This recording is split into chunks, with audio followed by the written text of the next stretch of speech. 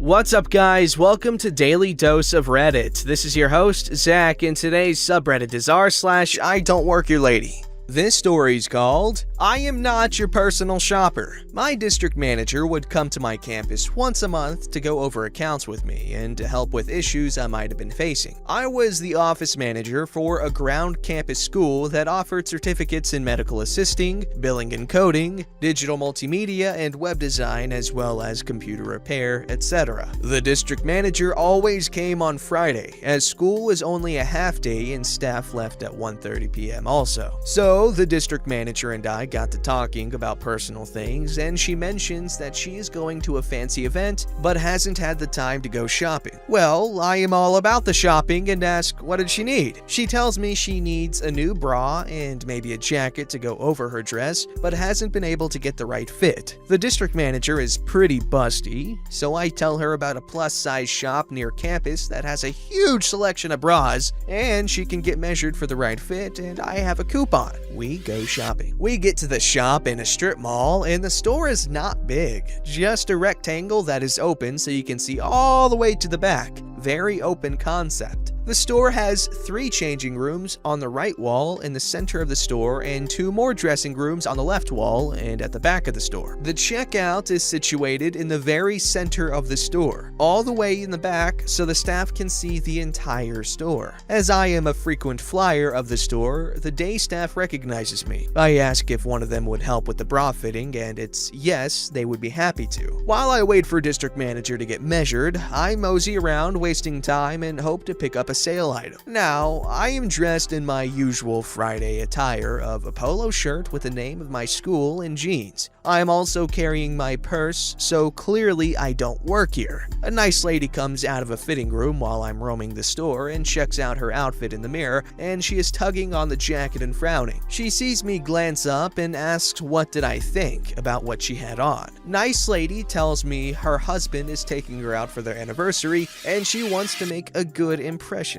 I tell nice lady that I saw a wrap on the other side of the store that was her color and on sale. We go over to look at it, and sure enough, she loved it. I then say, you really should try this dress on. It's perfect for your body type, and the color was terrific with her hair and skin tone. She takes it and goes to try it on. I'm still waiting on my district manager and still browsing the store, and am peripherally aware that there are about 2 to 3 customers in the store. Nice lady comes out of the dressing room wearing the dress and the wrap I showed her, and she looks fantastic. She tells me she is getting both items, and I say, don't forget some jewelry, and do you have shoes to go with your outfit at home? Nice lady goes to the register, pays, and on the way out of the door, she says, thank you for helping me. My district manager comes out of the dressing room and picks out her bra, and she and I walk around the store on her jacket hunt. I helped her to pick out a jacket, and she was really happy with her choice and goes to the register to pay. I followed her to the register and had the staff hold my items until I was ready for a fitting room, so I could have both my hands to dig in the clearance racks when someone behind me says, excuse me. Thinking I was in the way of Miss Excuse Me, I scooted over and said, I'm sorry, I didn't mean to get in your way. I then hear, I am in a hurry, so stop what you're doing and come help me put together an outfit. Still, I am elbow deep in the clearance, thinking this heifer is extra rude. Then the Miss Excuse Me says, hello, are you deaf or just stupid? Hurry up and help me because I am a paying customer. I then realize she is talking to me. I turned around with my polo clearly showing the name of my school and say, I don't work here. Miss Excuse Me then says, yes you do, I just watch you helping 2 customers and talking to the girls at the register. If you were just a customer, you would not do that. You either help me or I will complain and you will get fired.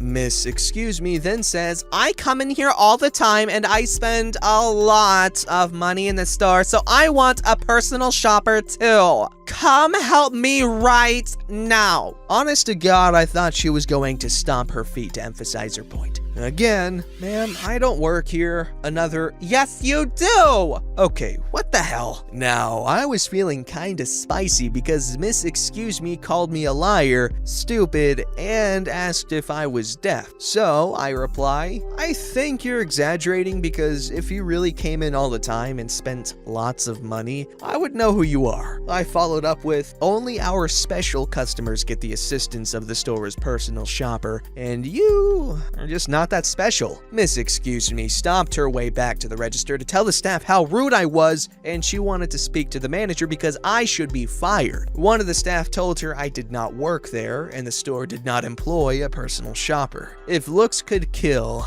I would be very dead. I really love to go shopping. First and foremost, district manager, hit me up. I like how you were described. Anyway, that must have been fun to do. You don't work there, so you can trash talk entitled people all day, and you won't get in trouble. So I appreciate the use of that power to make the entitled person feel stupid when they go up there asking for a personal shopper and asking to get you fired. Because then, since she's screaming and crying over wanting to get you fired, she looks like an idiot, and you look like a boss. Absolute win. This story's called I Don't Work Here, Border Jumper? A while back, I used to work for a chain store. We'll call it Wall-E. I worked doing loss prevention most days, but occasionally was on the floor doing sales work part-time because I was broke. I'm 5'5", not that well muscled, very shy and quiet. And yes, I need to mention my race, but very clearly Hispanic. This is important. Please note, I also come from a small town that is very diverse and doesn't take racism well. I had quit close to Black Friday that year as I had gotten into the police academy for the city. It was now mid-April the following year, and I decided I would head to the store after training with a fellow cadet. We'll call him Cadet. And we were allowed off-site during training hour breaks to get any personal needs once a week since town was so small and it was close by. The squad needed a few cases of water and such, so we went. Now, we're both wearing blue shirts. Similar to the store shirts, they clearly say Cadet Police Academy of Redacted Town on the back and our unit logo on the front. We are covered in sweat and we both have shorts and boots on. Cadet takes off to the snack section and I load up 4 cases of water in our buggy. After getting the 4th case into the buggy, a woman, angry Linda / Karen isn't even good enough for her, very loudly clears her throat and begins tapping her foot behind me. I assume I'm in her way and quickly turn around and excuse myself for being in her way and start to spin the buggy around to head the other way. She then yells, "Where do you think you're going? You're supposed to be helping me!" I raise a brow at her and look at her confused. "I'm sorry, miss, but I don't work here." I get cut off and angry Linda screams like she's being beaten with a sledgehammer. "How dare you talk to me that way? I pay your salary. My husband is," insert some important name I'm supposed to know, "and you'll be fired for treating me this way." I again say, "I don't work here, lady. I get cut off again as she begins to spew racial slurs at me. I will not include and tells me to go back to where I came from. At this point, I'm beyond angry, and not only has she not stopped yelling, but she also insulted me and my race. There are a few people gathering at the ends of the aisles at this point, and I gather my composure waiting for her to finish her hate speech. She finally ends her rant with, "You freaking border jumper!" as she pushes me back into my buggy. I rolled my eyes and said, "Are you done yet?" To which she replies, "What do you have to say for yourself?" with a smug look on her face. I sigh heavily and say,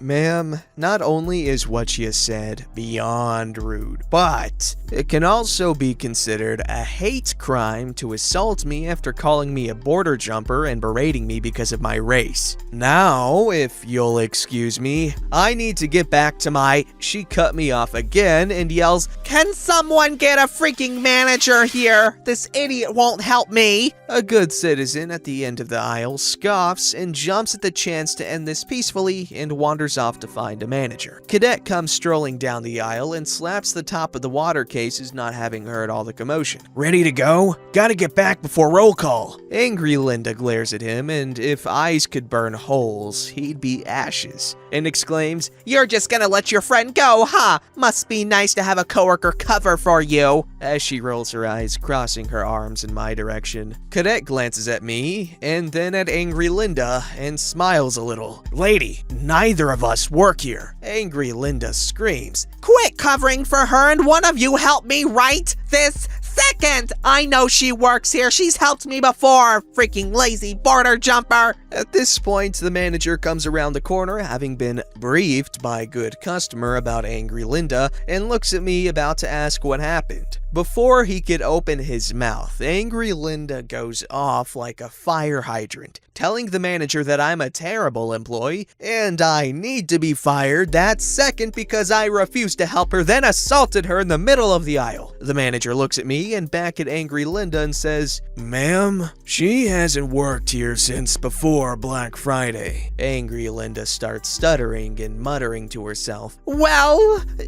she...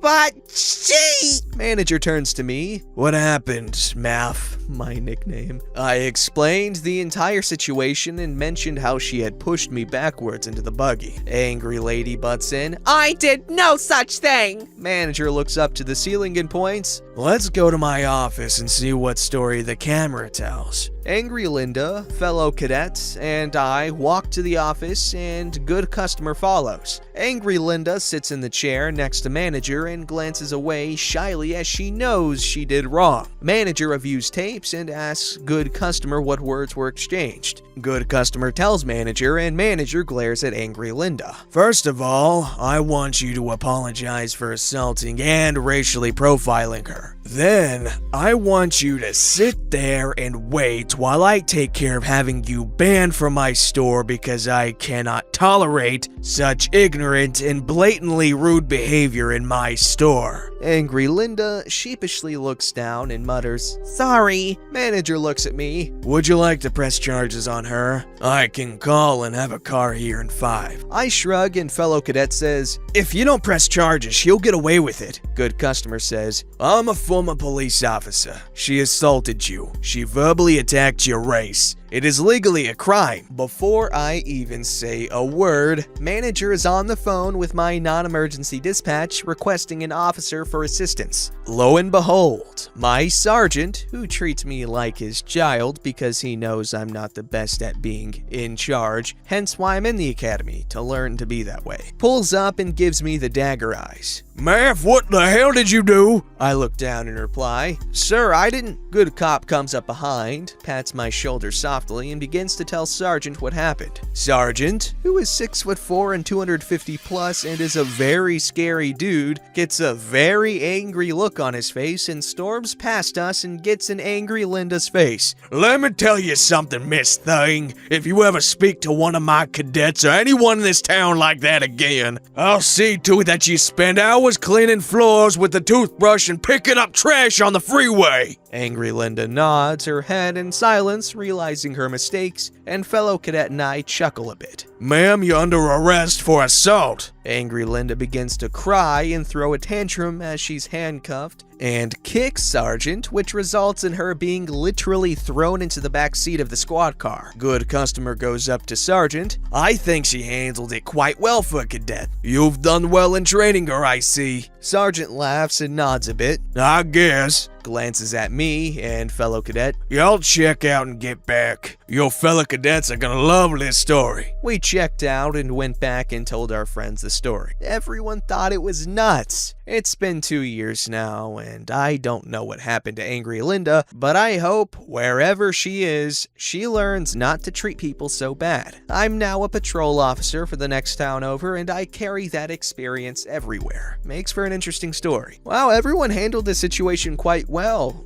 Obviously not Angry Linda. However, she did end up up going no, she assaulted the officer at the end. Okay, well, everyone besides Linda handled this pretty well. Police were called. I guess apparently charges were pressed. I don't quite know how this freaking works. Thought you had to press charges for them to be, well, they did commit a crime, but how does this work? Don't they have to press charges for them to get arrested or whatever? Or is it kind of like how when someone gets murdered, the crime was committed, so the state kind of does the prosecution? So in the case of this assault and hate crime, would that be on the state, or the state to take care of it, or what? How does this work?